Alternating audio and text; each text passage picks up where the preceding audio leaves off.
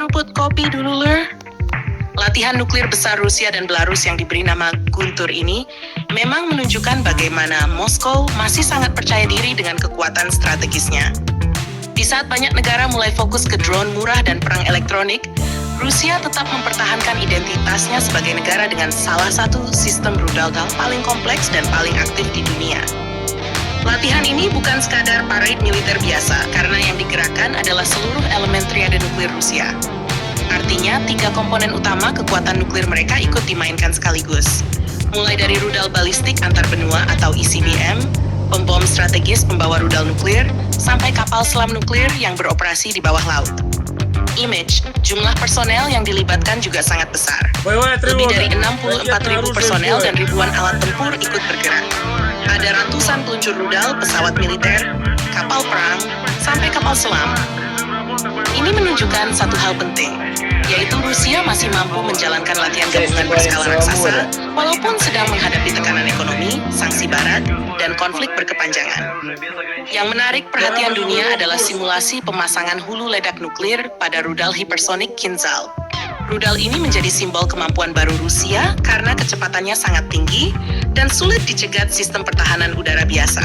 Image Rusia memang dikenal sangat jarang gagal dalam peluncuran rudal strategis dibanding banyak negara lain.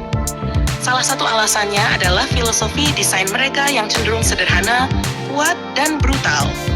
Banyak sistem rudal Rusia masih menggunakan teknologi peluncuran berbasis tekanan gas atau dorongan uap sebelum mesin utama menyala penuh.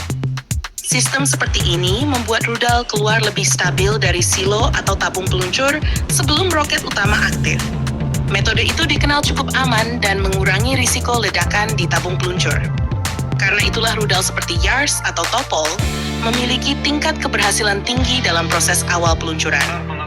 Selain itu, Rusia sudah puluhan tahun hidup dalam budaya perang rudal. Dari era Soviet sampai sekarang, mereka terus mempertahankan industri roket strategis secara besar-besaran. Bahkan ketika ekonomi Rusia turun, produksi dan pemeliharaan rudal strategis tetap menjadi prioritas utama Kremlin. Kalau diperhatikan, Rusia juga punya pendekatan berbeda dibanding Barat. Amerika banyak mengandalkan dominasi udara global dan kapal induk, sedangkan Rusia lebih fokus pada kemampuan menghancurkan lawan dalam satu serangan besar menggunakan rudal jarak jauh, hipersonik, dan nuklir strategis. Makanya dalam latihan Guntur ini, pesan yang ingin dikirim ke NATO sangat jelas. Rusia ingin menunjukkan bahwa walaupun perang drone berkembang pesat, inti kekuatan mereka tetap ada pada rudal strategis dan kemampuan serangan nuklir. Image. Di sisi lain, latihan ini juga menjadi sinyal psikologis bagi Eropa Timur. Karena Belarus sekarang semakin terintegrasi dengan sistem pertahanan Rusia.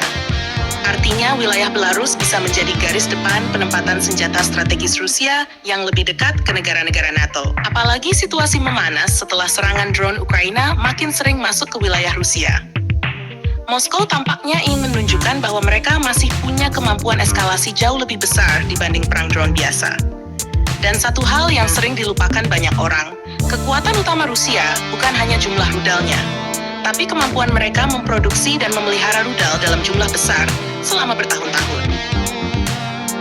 Negara lain mungkin punya teknologi canggih, tapi belum tentu mampu mempertahankan produksi massal saat perang panjang terjadi.